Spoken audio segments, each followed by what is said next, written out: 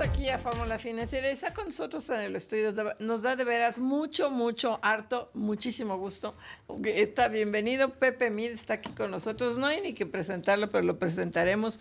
Ex secretario de Hacienda, ex canciller, ex candidato presidencial, consejero de varios bancos, uno de los economistas más importantes de México y un gran amigo de nosotros y de este programa. Pepe, bienvenido, qué bueno que estás con nosotros. Ya soy como el X-Man, ya voy a salir en las películas. El ex. Oye, es que no le gusta que le digan ex, pero pues es que es parte de todo lo que... Y a ver, precisamente como eres un economista tan connotado, ¿qué opinas en esta coyuntura? Que yo creo que absolutamente nadie la vimos venir. O sea, sí sabíamos que Donald Trump, sí sabíamos sus amenazas, pero como que la expectativa es que no la fuera a poner, que no fuera... Y está loco, ¿no? Una más y otra más, y ahora 120, y ahora 145, y hasta y 90 días, y siempre no, y espérate tantito, y Claudia Sheinbaum es extraordinaria, pero ahora se va a poner otro arancel, menos mal que es extraordinaria, porque... ¿Qué opinas, a ver? Mira, yo me regreso hace a lo mejor algunos meses, en donde había casi un sentido pues, de exuberancia, de entusiasmo en los mercados por lo que podía implicar la presidencia del presidente Trump. Sí. Y yo creo que la gente pensaba, ciertamente lo que yo pensaba, era un equilibrio en donde hubiera algo de arancel, ¿no? Porque necesitaba generar ingresos para hacer permanente el recorte de impuestos que vence ya a finales del año pasado. Se acordarán quienes nos escuchan pues, que en la primera edición de Trump hizo una reforma fiscal agresiva, bajó los impuestos, pero solamente de manera temporal. Entonces, para poderlos hacer definitivos, necesitaba una combinación de dos cosas, algo de ingresos y algo de recorte de gasto. Entonces, yo que en el imaginario de muchos economistas, yo entre ellos, habría algo de tarifas y habría algo de recorte combinado con un programa agresivo de desregulación y que esas dos cosas, sumadas, insisto, con la desregulación, podían hacer permanentes el recorte en impuestos.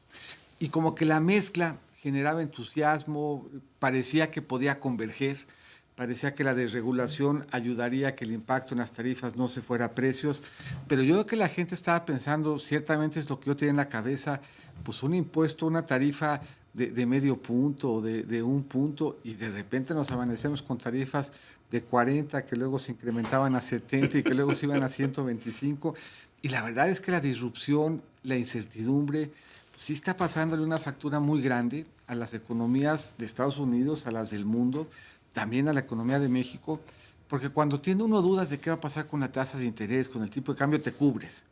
Pero cuando tienes dudas de en qué mundo vas a amanecer, te esperas. Y esa incertidumbre en la que está hoy metida el mundo, pues le está generando un parón bien importante a la economía global. No, desde luego. Bueno, en primer lugar, qué gusto que estás con nosotros, Ya, Pepe. sí. Desde luego, uno de las mentes más brillantes que tenemos, con un gran economista. Oye, ahora escuchándote con esto, de verdad que había alternativas y había formas de haberlo hecho muy bien. Que dentro del pensamiento de Donald Trump tomó una de las peores decisiones, yo creo, ¿no? Que va a ser histórica además. Pero lo estamos viendo ahora, Pepe, algo que no habíamos visto en los bonos del Tesoro de Estados Unidos. Cuéntanos cómo lo estás viendo. Yo creo que eso que tú apuntas es probablemente pues, lo más importante en términos del impacto de la decisión, porque cayeron los mercados bursátiles, que fue muy visible y muy dramático, pero además muy intuitivo. Cada vez que había incertidumbre en el mundo, la gente regresaba a Estados Unidos.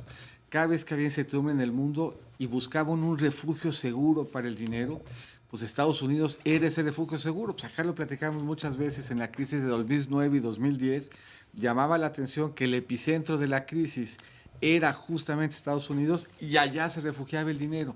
Entonces, esto que tú apuntas yo creo que sí es un cambio bien importante y puede marcar un cambio hacia adelante, porque por primera vez en mucho tiempo, frente a la incertidumbre, como que la gente no se refugió en los Estados Unidos y más bien le corrió a algunos activos americanos, notablemente la deuda, cuyas tasas de interés de largo plazo subieron. Cuando suben las tasas de interés, baja el precio de los bonos, pues eso implica pérdidas importantes para los tenedores de la deuda americana, pero sobre todo una señal de que de repente, frente a la incertidumbre, ya el refugio seguro no eran los bonos del Tesoro. Y ese yo creo que fue una señal de alarma que a mi juicio explicó el replanteamiento importante que vimos en tarifas, pero importante como lo fue el replanteamiento, pues no terminamos de regresar a un equilibrio pues, que le genere certeza de vuelta al mundo. Oye, y bueno, esto decías tú del dólar, pues recordábamos en el programa, lo hemos estado comentando, China tiene 750,000 millones de dólares de deuda, de bono del tesoro, y Japón 1,000, y están vendiendo, porque están subiendo los precios de Es los correcto. bonos. Y esto refleja ese cambio como se estructural, puede generar ¿no? un credit crunch. A ver si nos explicas un poco por qué es tan grave, porque estamos tratando de alertar al público, cuidado. O sea, estos tienen tanto dinero, lo empiezan a soltar de bonos. ¿Qué implica? ¿Qué va a pasar? ¿Qué es un credit crunch? Todo eso que nos Mira, sobre cuentes. todo en la economía, pues en la economía americana, pues muchos de los activos de las familias, mucho más incluso que en el caso de México, pues tienes tu ahorro pensionario, tienes tu ahorro en vivienda y consumes con cargo a esa riqueza que tienes acumulada. Entonces, cuando suben las tasas de interés, pues generalmente se refleja en que caiga el precio de la casa, en que caiga el precio de lo que tienes ahorrado para el retiro, en que pues ese ahorro que tenías acumulado y que invertías en algo de renta variable, pues de repente te está generando menos.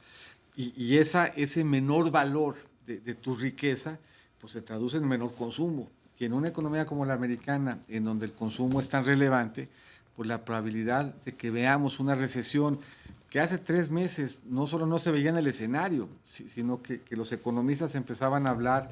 ¿Se acordarán ustedes el año pasado escuchándolos? Pues la gente especulaba sobre si el aterrizaje de la economía americana iba a ser duro o iba a ser suave. Sí. Y de repente la gente empezó a hablar de que no iba a haber aterrizaje y la economía seguía generando empleo muy vigorosa, y esta incertidumbre, pues sí, de repente incrementó la probabilidad de que Estados Unidos vea una recesión, pues de 20% a principios de año a 60, 70% ahorita.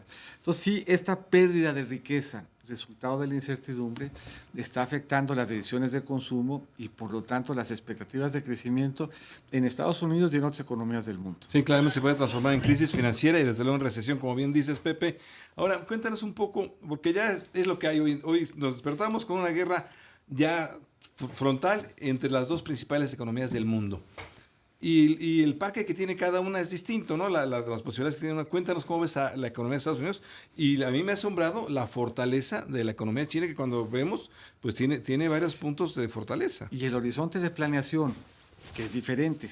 El horizonte de planeación en Estados Unidos está muy marcado por el ciclo electoral. Y Estados Unidos pues vive perpetuamente en el ciclo electoral. No solamente se renueva el Ejecutivo cada 4 años, sino que cada 2 años se renueva la Cámara Baja. Entonces, pues tienen enfrente una elección en donde si este dolor económico continúa, pasará factura. Y en cambio el horizonte de planeación del gobierno chino es mucho más largo. Alguien reflexionaba... No se preocupa no hay mucho por elecciones. elecciones, ¿no? Las elecciones como que están en ¿Qué son elecciones, segundo, no? tercer término. La gente hacía burla de que alguna vez Kissinger le preguntaba al canciller chino en alguna reunión, decía, bueno, y la Revolución Francesa, ¿cuál es tu valoración? Y que le contestaba el canciller, ha pasado muy poco tiempo. Así como que es otro horizonte de tiempo. Pero hace unos días yo pues doy clases y invité al embajador Ventura a que me acompañara a una de ellas. Y él hace alguna reflexión que pone de relieve pues, la importancia, en ese caso de China, en la economía global. Él decía que el 60% de lo que se vende en Best Buy se hace en China. Que el 97% de la ropa que se vende en los Estados Unidos tiene algún componente chino. Sí, claro. Sí, claro. ¿Los iPhones? El 85% de los zapatos que se venden en Estados Unidos tiene algún componente chino. Entonces, este comercio tan integrado, este comercio tan diferente a lo que a veces uno tiene en la cabeza cuando habla de comercio, porque uno piensa que pues, se están intercambiando manzanas Sí, claro. ¿no? por televisores, y la verdad es que se están moviendo componentes entre sí para hacer cadenas de valor bien sofisticadas, en donde esta incertidumbre le mete un atorón. Hay muchas cosas que solo se producen en China. Oye, y además China ya está buscando acuerdos con la Unión Europea para hacer arancel para vender sus autos. Y pues decíamos ahorita, pues el ganón de todo esto está haciendo Brasil en América Latina, porque le está vendiendo todo a China, sorgo y todo, y China feliz y sin arancel. Y hay una serie de reflexiones bien interesantes, ¿no? Por ejemplo, ¿cuánto vale un autoparte? ¿cómo le pones precio a una autoparte? Muy difícil. Es un tornillo que uno hace que solamente sirve para un modelo dentro de un coche. Pues de repente cuando te quieres meter a toda esta reflexión de qué le voy a poner de arancel a la autoparte, pues arrancas casi por pensar en cuál es el precio de la autoparte divorciada del coche en el que va a estar inscrito. Pues no vale nada, ¿no? Entonces, toda esta visión del comercio y esa discusión se vuelve bien abstracta, bien compleja y bien incierta. Bien incierta. Vamos a hacer un corte, Pepe, si nos permites, para regresar contigo, porque ahora para que platiquemos todo esto, cómo nos va a afectar en México, hablando del 25% de arancel de autos, que hay que quitarle el contenido estadounidense, ¿cómo lo vamos a hacer? Y que los autos tienen entre 10,000 y 70,000 autopartes, desde el tornillito hasta el techo y la pila en los autos eléctricos, ¿no? Pero bueno, vamos a un corte. Estamos platicando con José Antonio Meade, Pepe Meade, desde luego, ex secretario de Hacienda, ex canciller, ex candidato a la República, a la presidencia. Así que, ¿el qué? El ex-man. El